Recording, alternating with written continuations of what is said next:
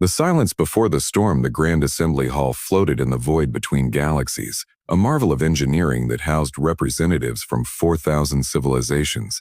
Today, the chamber buzzed with fear instead of the usual diplomatic chatter. Admiral Vexthur of the Krillian Empire stood at the central podium, his 6 eyes scanning the crowd with barely concealed terror. "They have consumed the outer reaches," he announced, his translator converting his clicks and whistles into universal language. "Not conquered, not occupied, simply erased from existence." Holographic displays flickered to life around the chamber, showing the horror that had gripped the galaxy. Where once thriving worlds had orbited their stars, now only empty space remained. No debris, no radiation signatures, just void. "The Devourers have returned," whispered Ambassador Thelma of the Synthetic Collective, her crystalline form dimming with what might have been fear. Every species in the chamber knew the legends. Ancient stories told of a force that had nearly destroyed the galaxy 3 million years ago. Most had dismissed them as myths. They were wrong. The hologram shifted, showing grainy footage from a doomed exploration vessel. The images were fragmented, corrupted, but clear enough to chill the blood of every being present. Massive shapes moved through space, organic yet mechanical, consuming everything in their path. Stars flickered and died as the creatures fed. Planets crumbled to dust before being absorbed. What are our options? Ask Commander Zarkoth of the Militant Federation, his warrior species having never backed down from any threat. But even his voice carried uncertainty now. "We have assembled the combined fleet," Vexthur replied. 700,000 warships from 200 civilizations. Every weapon we possess, every technology we have developed over millions of years of advancement. And humanity?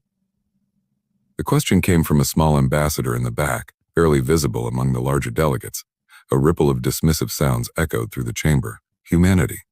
The newcomers. The primitives who had only achieved faster-than-light travel 300 years ago. They occupied a small cluster of systems in the galactic rim, barely worth noticing.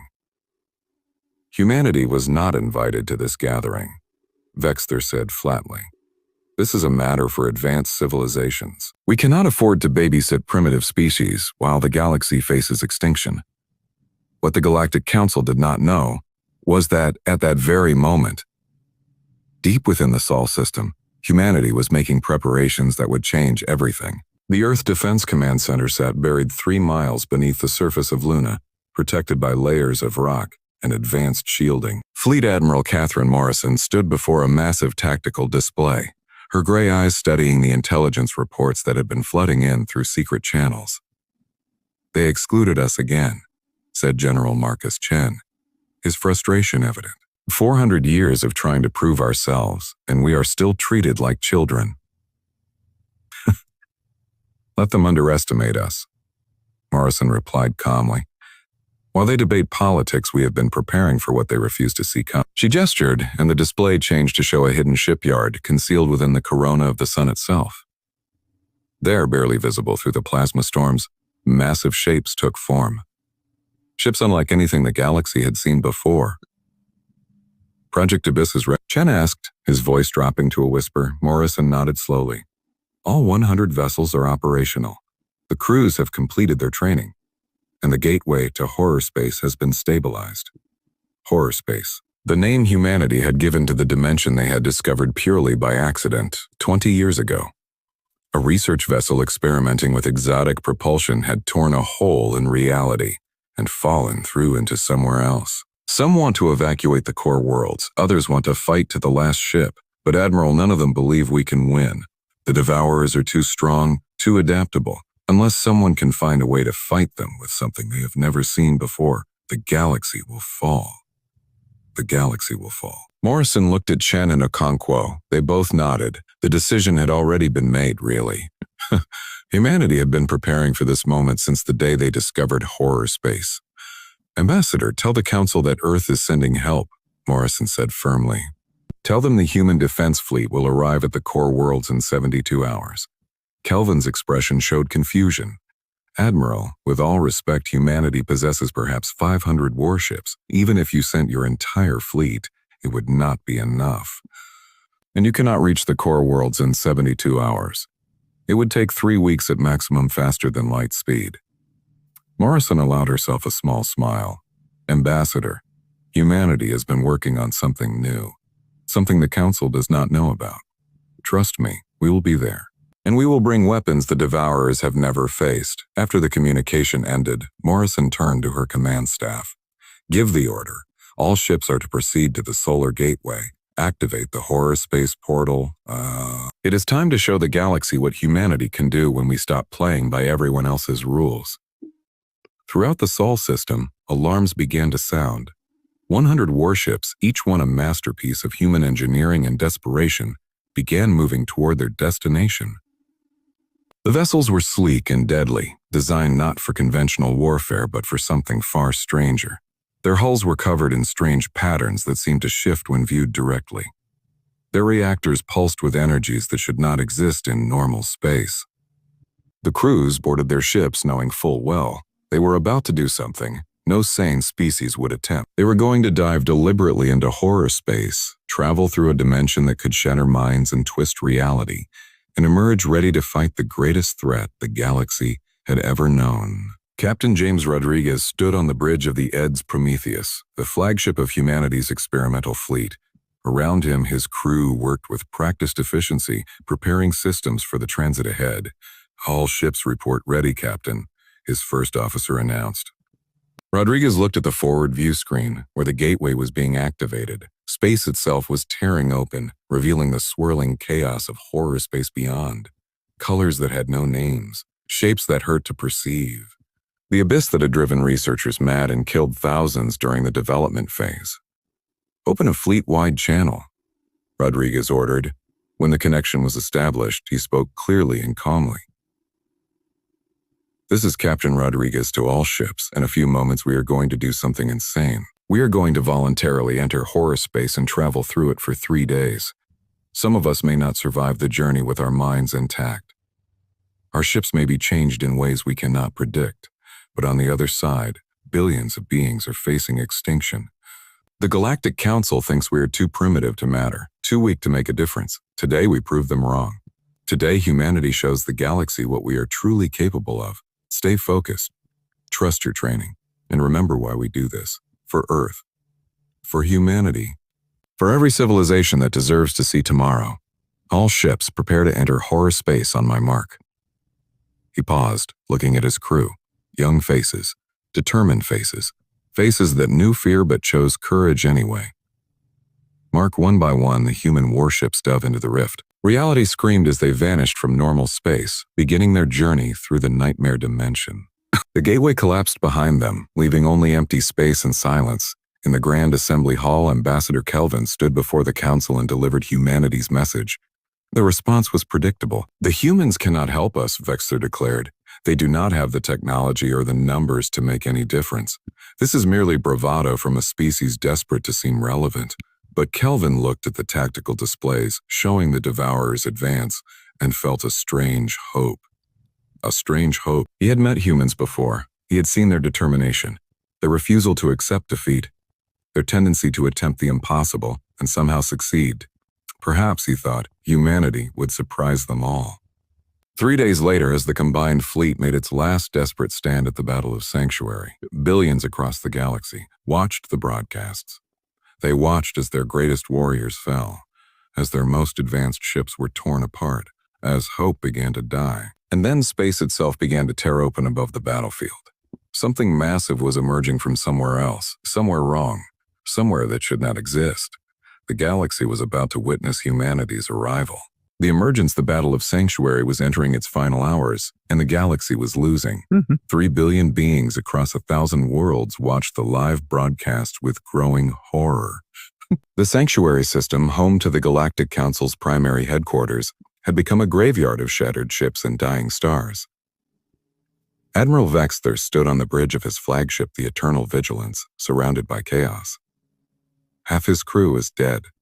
His shields were failing. Around him, the remnants of the combined fleet fought desperately against an enemy that could not be stopped. The Devourers had grown massive, each one now the size of a moon after consuming so much matter and energy. They moved through space like living nightmares, their forms constantly shifting between organic and mechanical.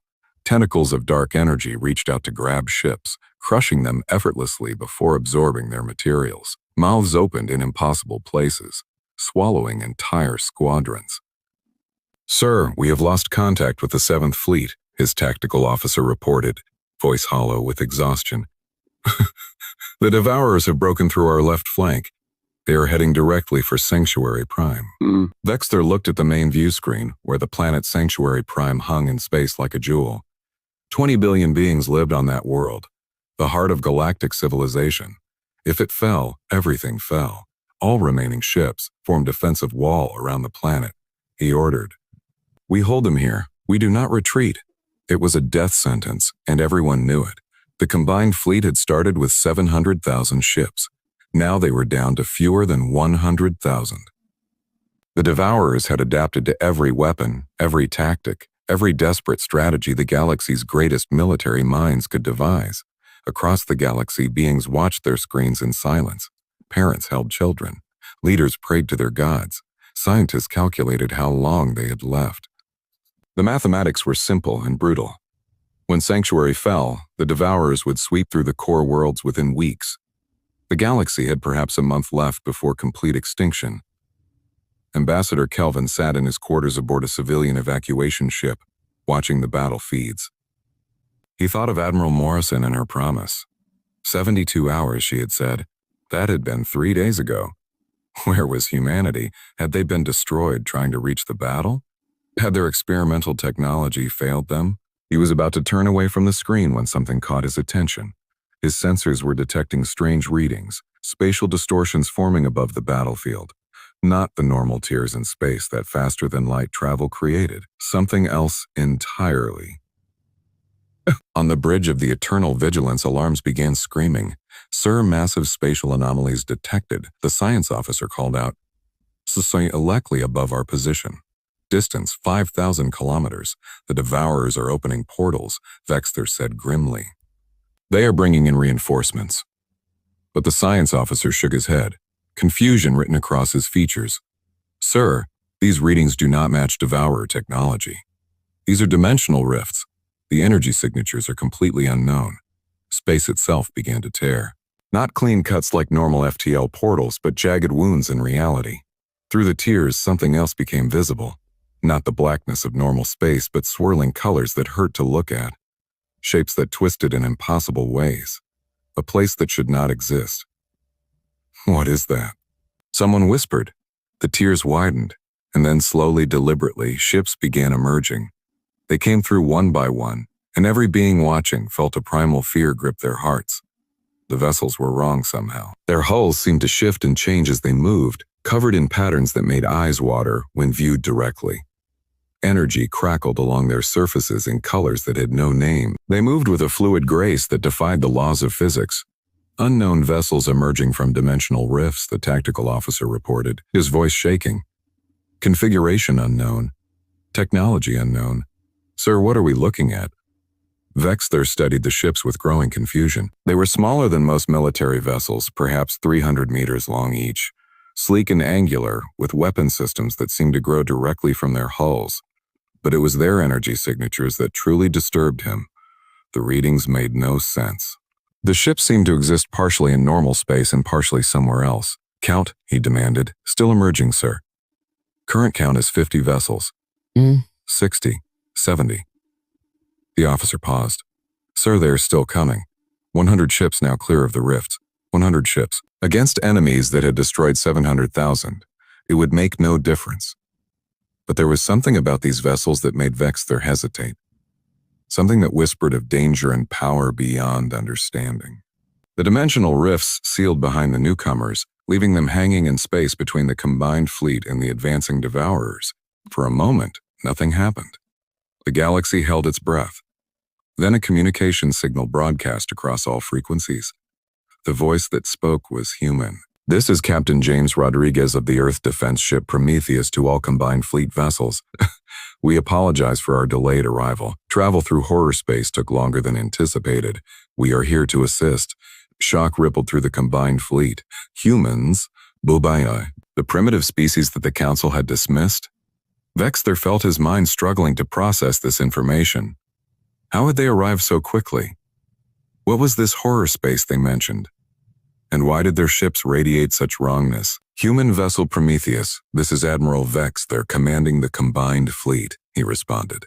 Your presence is noted, but I must inform you that you face an enemy that has destroyed the majority of our forces. Your 100 ships, while appreciated, will not change the outcome of this battle. There was a pause. Then Rodriguez replied, and Vexter could hear the steel in his voice. Admiral, humanity did not travel through hell itself just to be told we cannot make a difference. Our ships are not conventional warships. Our weapons are not conventional weapons. We have spent 3 days traveling through a dimension that breaks minds and warps reality. We emerged changed, stronger, and we brought back tools that the Devourers have never encountered before. Watch and learn what happens when humanity stops playing by the rules. The human ships suddenly accelerated, moving faster than should be possible. But they did not move through normal space. Instead, they seemed to flicker in and out of existence, phasing between realities. One moment they were visible, the next they appeared 1,000 kilometers away without crossing the space between. The Devourers, sensing new prey, turned their attention to the human fleet. Tentacles of dark energy lashed out, the same attacks that had destroyed countless ships. But when they struck the human vessels, something impossible happened. The tentacles passed through the ships as if they were not there. The humans had phased partially into horror space, existing in multiple dimensions simultaneously. The Devourers' attacks, designed to work in normal space, could not touch them. Impossible, Vexter whispered. The human ships opened fire, but their weapons were unlike anything the galaxy had seen before.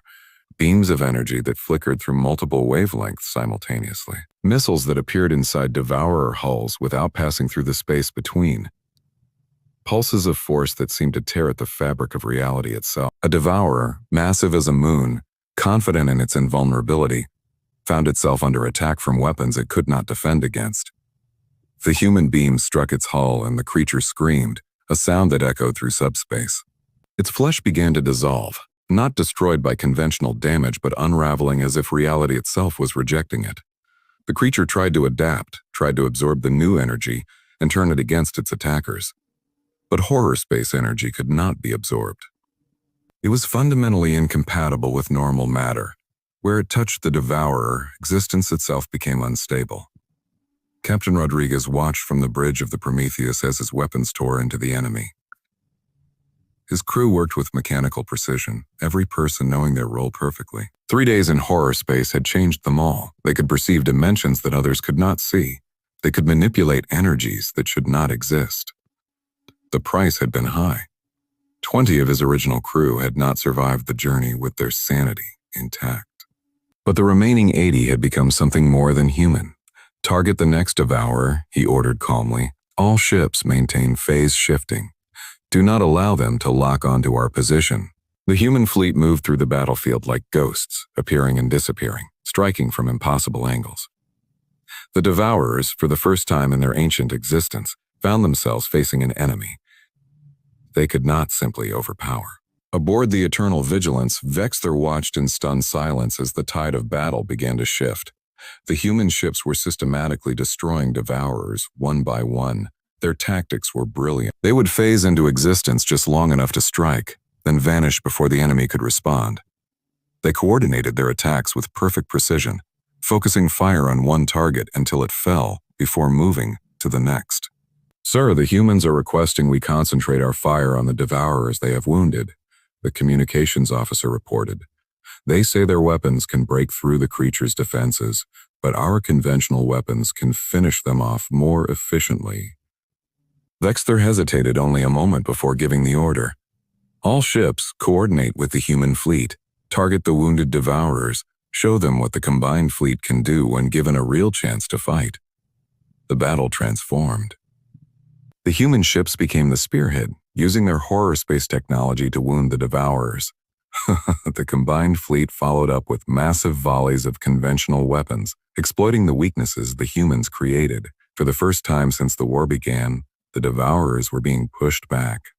3 billion beings watching across the galaxy saw hope reborn. They saw 100 human ships doing what 700,000 could not. They saw humanity, the species they had dismissed as primitive, fighting with courage and innovation that left them awed. Ambassador Kelvin watched the broadcast with tears streaming down his face. He had believed in humanity when others doubted. Now he was watching them save the galaxy. But the battle was far from over. The Devourers, ancient and cunning, began to adapt. They started phasing partially out of normal space themselves, trying to match the humans' tactics. They combined into larger forms, creating entities so massive that even horror space weapons struggled to damage them. Rodriguez watched the enemy adaptation with concern. The Devourers were learning faster than anticipated. Time for the final gambit. All human ships, this is Prometheus, he broadcast. Execute protocol, Abyss, full manifestation. Across the human fleet, crews took deep breaths and prepared themselves. Protocol Abyss was the most dangerous tactic they had developed. It required dropping all dimensional shields and fully manifesting the horror space energies they carried within their ships. The risk was enormous. Fully exposing their vessels to horror space influence could destroy them. But it would also unleash the full power of the dimension they had mastered. One by one, the human ships began to change. Their hulls rippled and transformed, becoming something that existed in multiple dimensions simultaneously. Energy poured from them, raw and chaotic, warping space itself. The ships grew larger, not in physical size but in presence, as if they suddenly occupied more of reality than they had before. The effect on the Devourers was immediate and catastrophic. The creatures, designed to exist in normal space and absorb normal energies, found themselves confronted with something their ancient biology could not process. Horror space energy was fundamentally toxic to them, like poison to a living organism. The largest devourer, a nightmare entity that had consumed 100 worlds, lurched as the human fleet concentrated their full power upon it. Its form began to destabilize. It tried to retreat, tried to adapt, but there was no defense against an attack that came from outside normal reality. The creature exploded in a flash of impossible light, its matter scattering across dimensions. The other Devourers, sensing the death of their largest member, hesitated for the first time. Fear, if such beings could feel fear, rippled through their collective consciousness. "Press the attack," Rodriguez ordered, his voice strained. Maintaining full manifestation was exhausting his crew. They could not hold this state for long. "All ships, maximum firepower, drive them back." The human fleet surged forward, and the combined fleet followed. Together, human innovation and galactic strength pushed against the Devourers. What had been humanity's darkest hour became their finest moment. One by one, the Devourers fell. Some exploded under concentrated fire. Others simply dissolved, unable to maintain cohesion under horror space assault. The few that remained began to retreat, fleeing back toward the outer reaches of the galaxy. As the last Devourer vanished into faster-than-light travel, silence fell across the battlefield. Slowly, the human ships powered down their full manifestation protocol, returning to their partially phased state. The crisis was over. The galaxy was saved. Rodriguez slumped in his command chair, exhaustion washing over him. Around him, his crew sagged at their stations.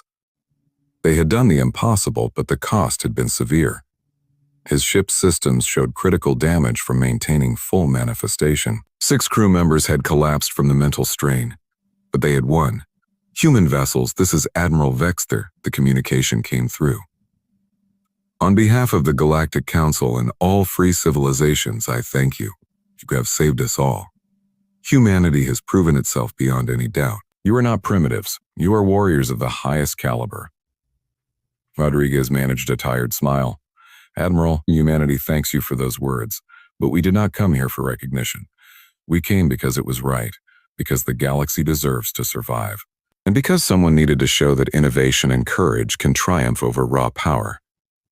Across the galaxy, 3 billion beings watched as the human fleet regrouped near Sanctuary Prime. They watched as the combined fleet, battered but victorious, formed an honor guard around the human vessels.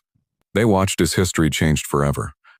In the days that followed, the Galactic Council held an emergency session. The vote was unanimous. Humanity was granted full membership in the galactic community, with all rights and privileges. More than that, they were granted a seat on the High Command, recognizing their military innovation and strategic brilliance.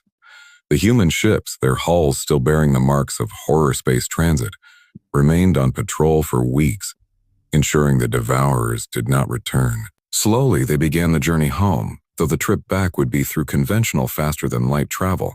They had proven their point. Horror space was too dangerous to use casually, even for humanity. Captain Rodriguez stood on the bridge of the Prometheus as Earth came into view. He thought about the crew members they had lost, about the price of victory, about the changes that horror space had made to all of them. They would never be quite the same. None of them would. But they had saved the galaxy. They had proven that humanity belonged among the stars. And they had shown the universe that courage and innovation could overcome any obstacle. As the fleet entered Earth orbit, billions of humans looked up at the sky and celebrated their heroes. The species that had been dismissed as primitive had become the galaxy's saviors. And though the scars of their journey through horror space would never fully heal, they wore them with pride. Humanity had emerged from the abyss, and the galaxy would never underestimate them again. Admiral Morrison watched the fleet's return from Luna Command, tears streaming down her face. They had done it. Against all odds, against all logic, they had done it. The age of humanity had begun, and it had been forged in the fires of horror space itself.